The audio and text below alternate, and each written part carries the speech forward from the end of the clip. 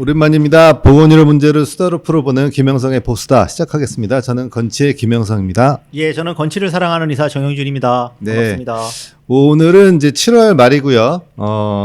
한참 좀 이렇게 그 보건의료계에 대한 그 흐름들이 좀 이제 그동안 끊어진 것 같아서 오늘은 하반기, 그러니까 올해 하반기에 이제 주요 이슈가 될 부분에 대해서 좀 얘기를 하는 시간이 될 것 같습니다. 이제 보통 우리가 이제 건강정보라고 하죠. 의료 데이터. 이렇게도 말하는데, 그거에 대한 이제 법안이 이제 올라왔어요. 근데 이거는 뭐 민주당 서영석 의원이 법안을 발의했는데, 법안의 이름은 디지털 헬스케어 및 보건의료 정보 활용 지원에 관한 법률안, 뭐 이렇게 돼 있는데 쉽게 말하면, 여러분들의 건강정보, 그러니까 환자들의 어떤 비밀사항, 이런 것들에 대한 정보들이 병원마다 쌓여 있잖아요. 그리고 이제, 여러분들이 이제 공단에도 이제 들어가 있는 정보들도 있고, 이제 이런 정보들을 이 제목 그대로 보면 이거를 이제 디지털 헬스케어와 함께 그 활용을 어떻게 지원할 것인가에 대한 법률입니다. 이거를 이용하겠다는 목표가 분명한 법률인 것이고,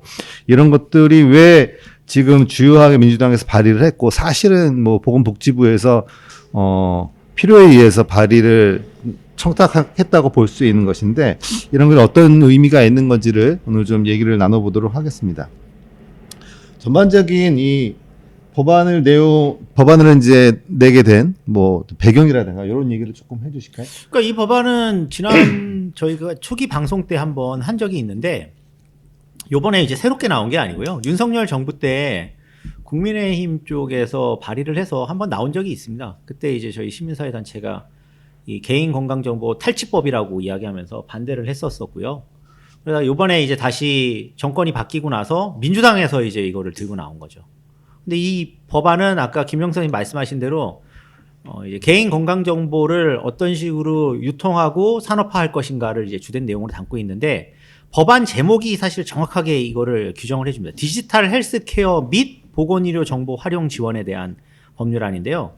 그럼 여기서 이제 디지털 헬스케어를 어떤 식으로 활성화할지가 하나 있는 거고, 그리고 이제 보건의료 정보라는 건 이제 개인 건강 정보를 어떤 식으로 탈취할지에 대한 내용이 두 가지로 이렇게 딱 담겨 있다, 이렇게 설명드릴 수 있습니다. 근데 이 중에 뭐 일단은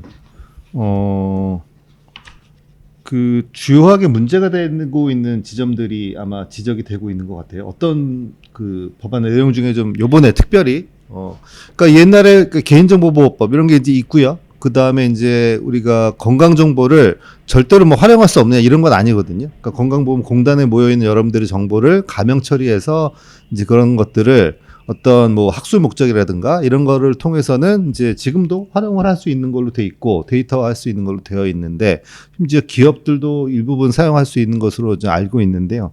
요번에 특별히 이 법안을 통해서 더 뭐 확대되거나 좀 문제가 되는 것들은 어떤 지점이 있을까요? 일단 이제 앞서 이야기한 그 두 가지 중에 디지털 헬스케어 쪽 규제 완화하는 거는 이제 좀 뒤에 논의하고, 말씀하신 개인 건강 정보 쪽은 이제 이 법안은 기존의 이 특별법이거든요. 이게 일종의. 그래서 의료법, 개인정보보호법, 뭐 약사법 등에 규정하고 있는 개인 건강정보를 이렇게 저희 관리해야 되는 각종 규정들이 있거든요. 그 부분을 다 한 번에 그냥 다 일소시키는 법안입니다.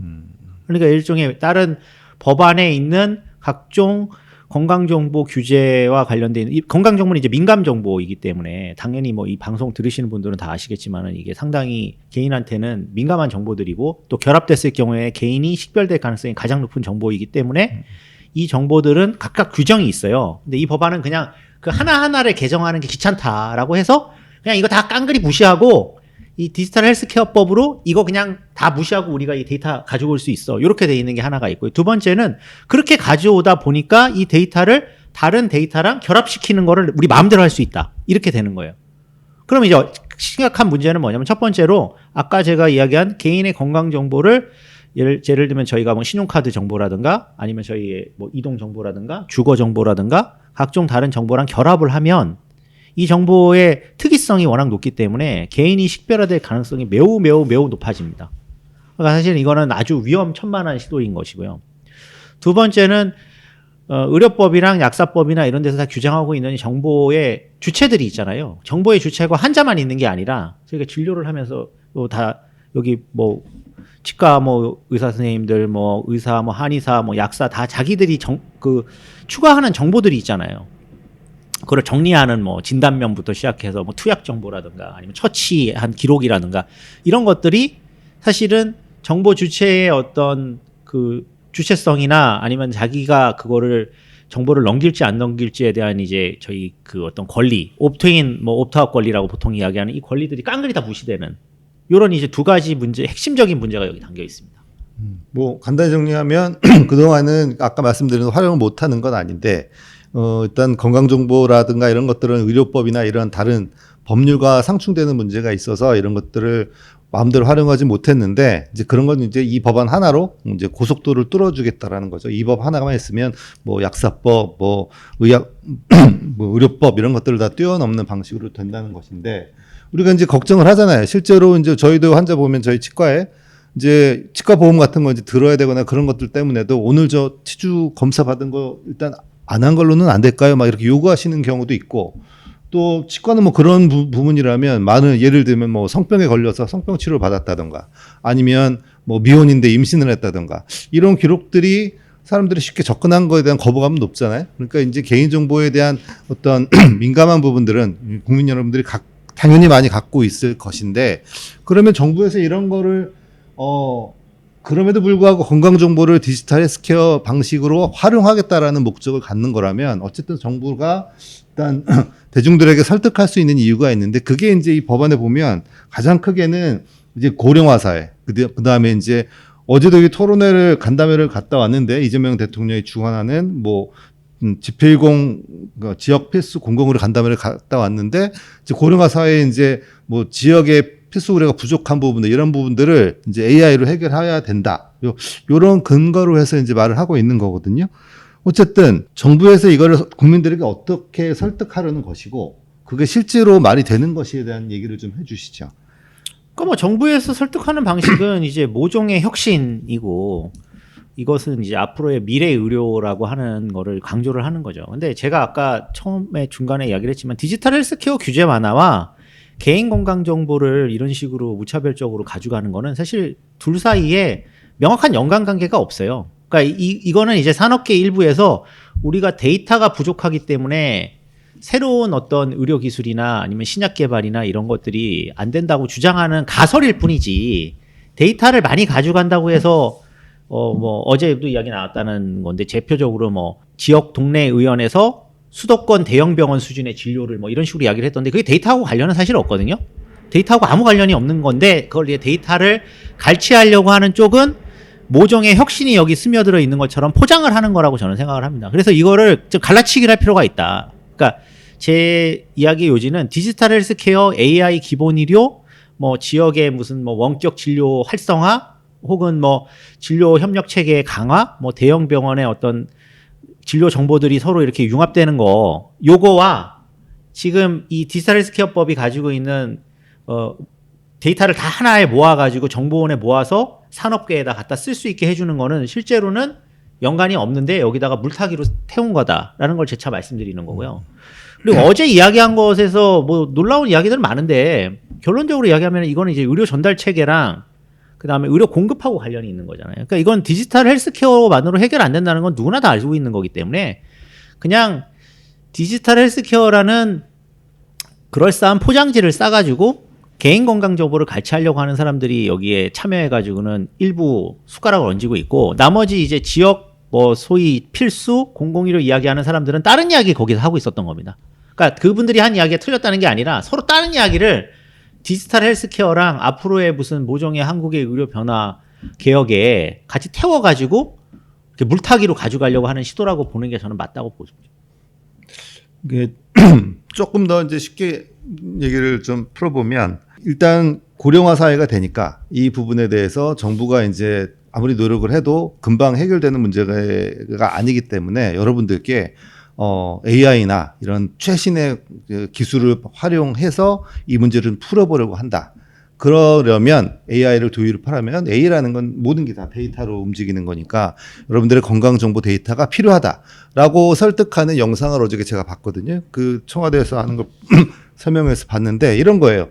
그러니까 응급 환자가 발생을 했는데 응급 환자가 이제 병원에 이송돼서 치료를 받는 과정에서 뭐 소방관이 이 건강 상태를 AI를 활용해서 건강 상태를 체크하고 그러려면 이분의 이름과 어떤 개인정보를 가지고 충분히 이미 이분은 동의했으니까 나의 건강 정보를 관리하는 곳에 전송해도 좋고 내가 필요할 때는 이것들이 다른 곳에서 바로바로 알 수 있어야 나의 건강을 계속 유지할 수 있으니 그런 거에 동의한 사람이니까 그 정보를 소방관이 보고 이러이러하니까 빨리 지금 가고 있는 병원에서 이러이러한 조치가 필요하지 않을까 하고 의사한테 전달하면 의사가 그걸 받아서 다른 병원의 어떤 정보를 취합해가지고 이 사람은 무슨 일이 있었고 내가 지금 미리 준비하니까 이제 CT를 찍어야 되겠다 이런 걸 미리 준비해 놓고 CT를 찍으면 거기에 또 AI가 그런 영상을 분석을 해서 하니까 쉽게 말하면 그동안에 이분이 가지고 있던 여러 가지 건강정보 데이터를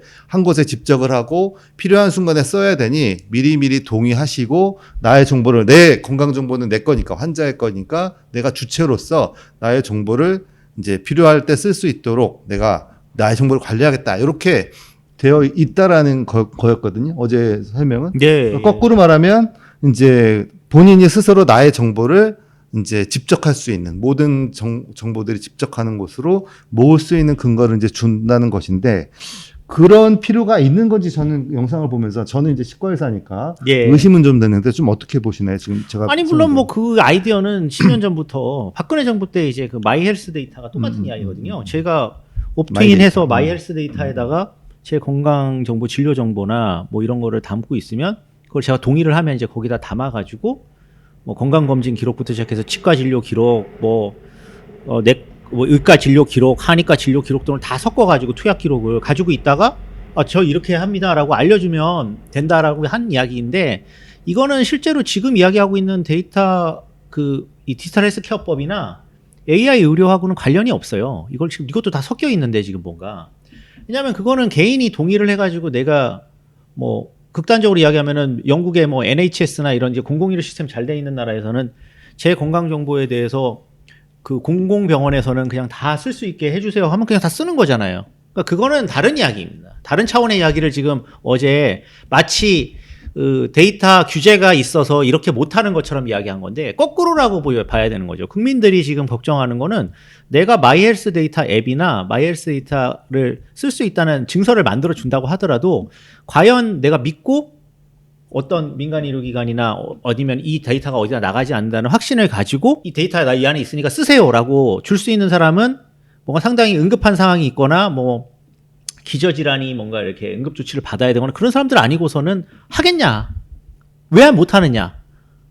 공공의료 시스템이 아니기 때문에 그런 거죠. 이게 공적으로만 쓰일 거라고 생각을 못 하는 거예요, 다들. 못 믿는 거잖아요, 지금. 쿠팡이 개인정보 터지듯이, KT도 터지고, 뭐 온갖 데 다 터지듯이, 내 개인정보 결국 나가가지고, 아까 말씀하신 대로 내가 뭐, 여성 같은 경우에는 몇 명 아이를 낳았는지, 아까 성병이든 뭐 이런 것뿐만 아니라 온갖 이상한 정보들이 다 나갈 수가 있고, 그게 또 보험사에 흘러 들어가면서 후에 보험가입에 문제가 될 수 있고, 또 뭐 채용에 문제 될 수 있다고 생각하는 거지 않습니까? 그러니까 이거는 개인정보가 동의가 되면 누구나 할 수 있는 건데 이 규제 때문에 못하는 게 아니다라는 말씀을 다시 드리는 거고 그러면 왜 지금 한국은 이렇게 개인 어떤 검사 같은 거를 A 병원에서 CT 찍었는데 B 병원에 그거 가져가려면 CD로 가져가야 되고 전산정보 전동이 안 되냐? 규격화가 첫째 안 돼 있잖아요. 규격화 안 돼 있는 이유의 첫 번째는 두 개가 다른 기관이기 때문이에요. 민간의료기관이거나 혹은 그 전송을 하는 것 자체에 대해서 본인이 동의하면 전송시키면 되는데 그 전송할 수 있는 규격이 안 맞아요. 팍스 프로그램이나 촬영 프로그램 규격이 다 틀리지 않습니까? 그러면 그거를 통합을 해줘야 되는데 그럼 통합하는 데는 돈이 들어가거든요. 그것에 대한 이야기는 없어요. 그냥 이걸 우리가 다 끌어다가 한 곳에다 클라우드처럼 모으면 해결된다는 이제 이상한 소리를 하고 있는 거예요. 규격이 다르기 때문에 안 되는 거잖아요. 그러니까 공적 의료 시스템이면 해결할 문제를 수만 가지의 민간 의료 시스템을 가지고 생기는 각종 문제들을 마치 디지털 헬스나 개인 건강 정보에 대한 집적화에 대한 규제 때문에 못하는 걸로 지금 포장하는 거는 저는 거짓이라고 생각합니다. 그리고 이번 법안에서 특히 좀 집중돼서 다뤄지는 것들은 일단 기존의 어떤 건강보험공단은 우리 이 정보들이 이미 다 쌓여 있고 디지털화 되어 있고 심지어 어느 정도는 이게 표준화되어 있기도 한데 각 병원에서 그러니까 개인 병원이라든가 뭐 2차 병원이라든가 이런 병원에서 만들어진 차트 이제 물론 뭐 전자차트를 쓰는 경우도 있고 아닌 경우도 있지만 이 부분에 대한 그 질병 정보죠. 그러니까 사실은 이거는 환자 정보만도 아니고 의료인들이 이제 본인의 어떤 의견을 포함해서 만들어진 새로운 건강 정보 데이터가 되는데 물론 아까 말했던 어떤 진단 내용이 들어가니까 환자의 기밀 정보에 해당되는데 특히 이런 것들을 강제적으로 이제 제출하게 하는 그런 내용들이 법원에 이제 있다고 그래요. 이건 의료인들로서는 좀 많이 반대를 할 것 같은데 제가 알기로는 근데 전보다는 상당히 반대의 수위가 좀 낮아진 것 같거든요. 어떤가요?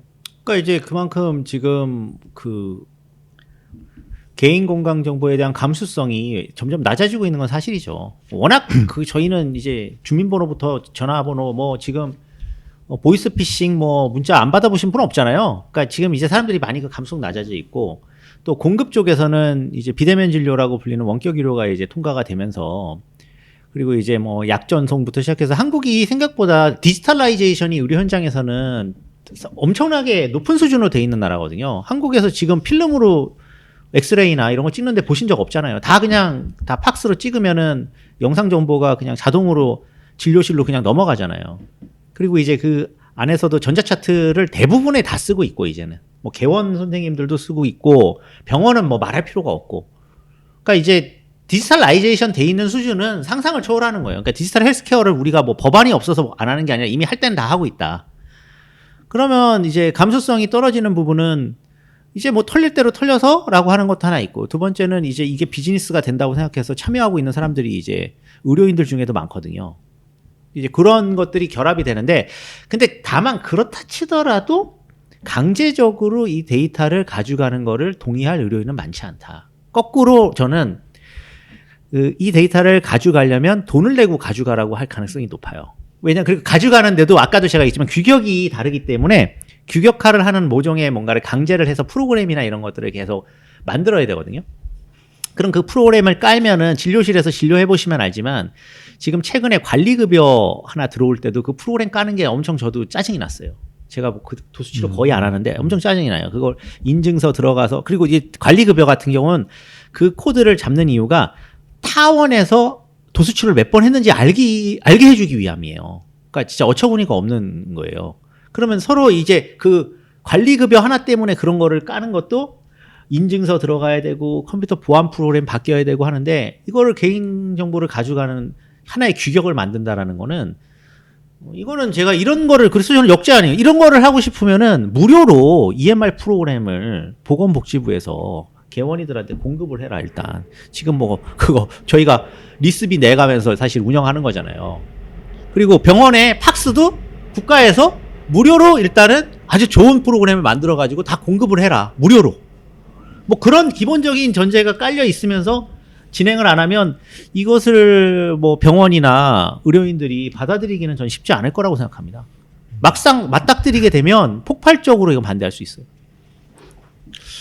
어쨌든 뭐 이 정부는 그 하반기 뭐 어제 사실은 이 간담회 제목은 지역 필수 공공의료 간담회인데 그 두 번의 발제를 하는데 당연히 보건복지부 장관은 지필공원 간담회 발제를 하는데 무슨 AI 의료 무슨 연구팀인가 거의 팀장 하시는 분이 AI 진료에 대해서 아까 말씀드렸던 그런 것들 발제를 하시는 거예요. 그리고 그 내용도 사실은 아까도 여쭤봤던 이유는 가장 핵심적인 건 사실은 응급실에 의사가 이제 백업을 할 수 있는 의사들이 이제 부족한 문제고 산부인과 의사 선생님들 이런 분들이 충분히 그 없기 때문에 이제 그런 응급실이나 분만실을 돌릴 수 없는 문제가 핵심인데 거기에 대한 무슨 자료 정리한다든가 행정적 물론 그런 게 도움이 되는 것들은 도움이 될 수 있겠지만 그런 부분들을 중심으로 이러한 것들이 이미 당장 사용될 수 있게 준비되었다 이제 이런 말씀을 하시면서 그 AI 기본 의료의 전략에 보면 핵심적으로는 결국은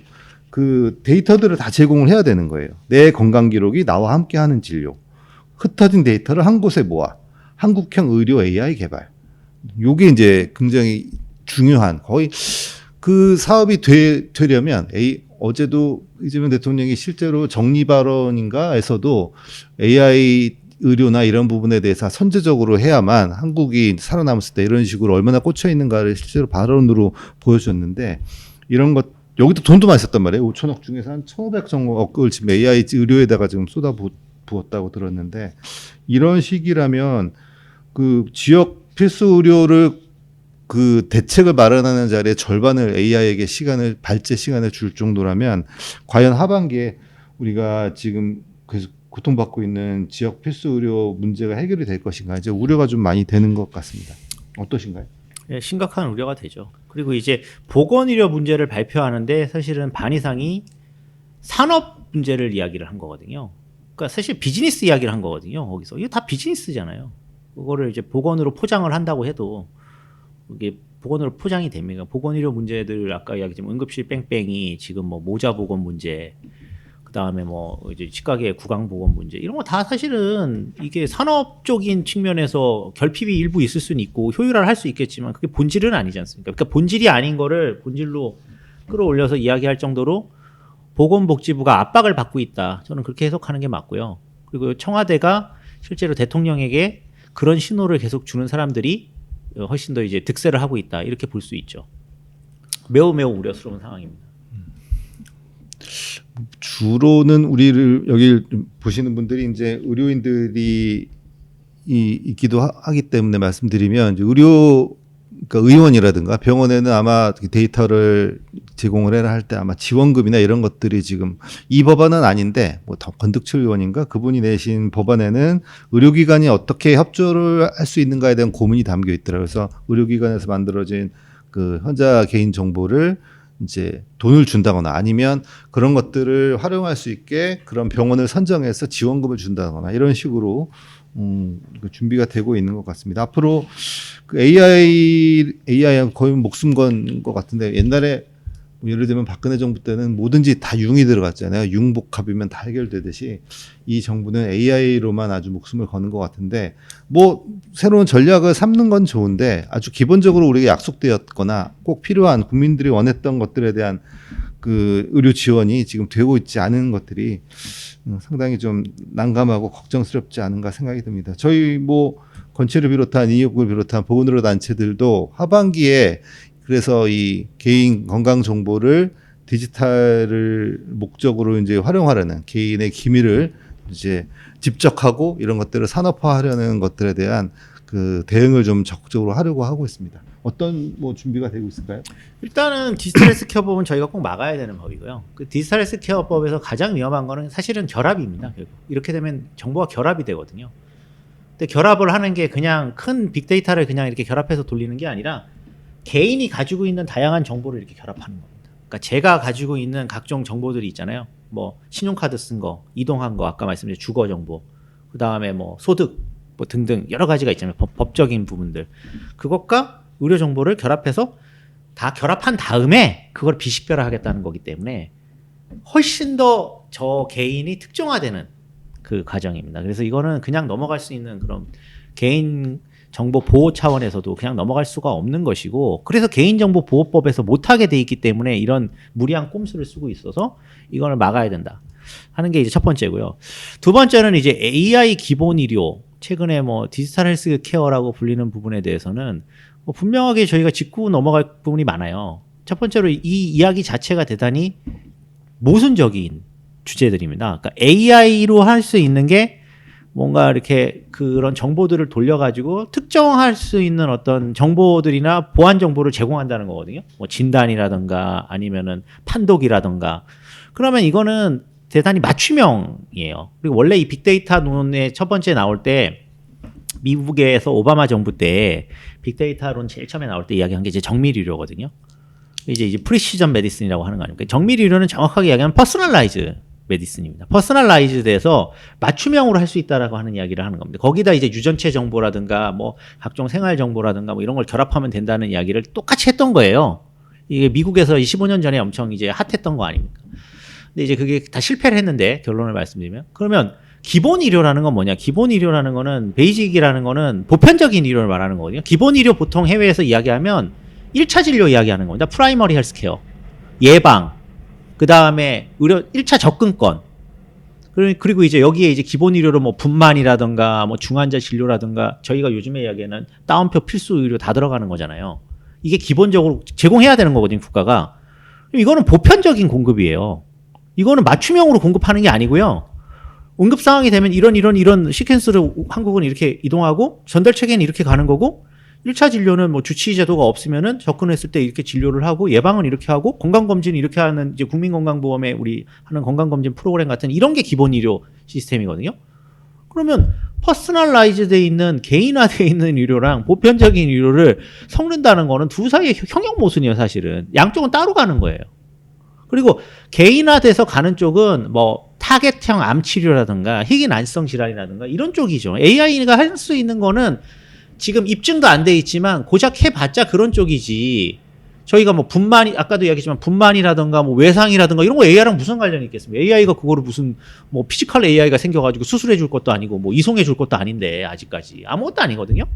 이런 형용 모순적인 상황에 대해서는 분명히 이야기를 해야 돼요. 그리고 그걸 섞어서 마치 보편적인 의료 보장이나 뭐 저희 이제 흔히 그동안 했던 건강보험 보장성 강화라든가 건강보험 강화라든가 이런 이야기는 지금 다 빠지고 기본 의료인데 이게 어떻게 보면 AI 이야기하면서 이제 특정 어떤 질환이라든가 희귀 질환이라든가 이런 거 몇 개 어떻게 잘 캐치해가지고 하는 거나 환자들의 무슨 뭐 일부 그런 환자들의 이용 편의성 증가시키는 것들을 이렇게 섞어가지고 이야기하는 거는 저는 곤란하다고 보고요. 이게 서로 이 담론적으로 모순이 돼 있고 이렇게 담론적으로 모순이 돼 있는 거를 막 이렇게 거대 슬로건으로 이렇게 제시한다는 것 자체가 보건복지부가 앞서 이야기한 대로 그 산업화론자들에게 완전히 포섭이 됐다라고 볼 수 있는 거라서 이 부분을 이제 저희가 후반기에 지적을 하면서 저희는 이제 건강보험 보장성 강화, 그 다음에 공공의료 강화 같은 이제 기본적인 보편적 의료 컨셉을 좀 더 저희 강조하면서 싸울 수밖에 없는 상황이다 이렇게 봅니다. 우리가 윤석열 감옥에 보내고 하는 집회에서 저희들이 집회에 나가면 그 아직도 의료 민영화는 진행되고 있습니다. 윤석열이 구속되어 있는 상황에서도 그런 주장들을 많이 했었는데 그러면 새로 태어난 정권은 그 부분에 대한 어떤 반대적인 그 개선책 이런 것들이 진행됐어야 되는데 사실은 그 보건복지부라든가 관료들 내부의 산업화론자들이 상당 부분 보건이나 복지 부분들을 장악하고 있고 그런 것들은 여전히 차근차근 진행되고 있고 특히 민주당 친화적인 산업 이런 보건의료 산업 쪽의 기업들이 원하는 것들대로 계속 진행되고 있는 게 아닌가 싶고 이런 것들이 올해 하반기에 법안 상정과 함께 AI의 전면화와 함께 크게 이제 보건의료 운동하시는 분들과 의견 마찰이 있지 않을까 생각이 들고요. 여러분들도 본인들의 환자 기밀, 그러니까 나의 개인 건강 정보가 산업화, 돈벌이의 어떤 재료로 쓰이지 않도록 많은 관심을 가져주시길 부탁드리겠습니다. 다음에 또 AI는 아마 정부에서 또 새로운 발표를 할 것 같고요. 그때 한 번 더 자세히 다루도록 하겠습니다. 마쳐도 될까요? 예, 네, 고맙습니다. 수고하셨습니다. 감사합니다.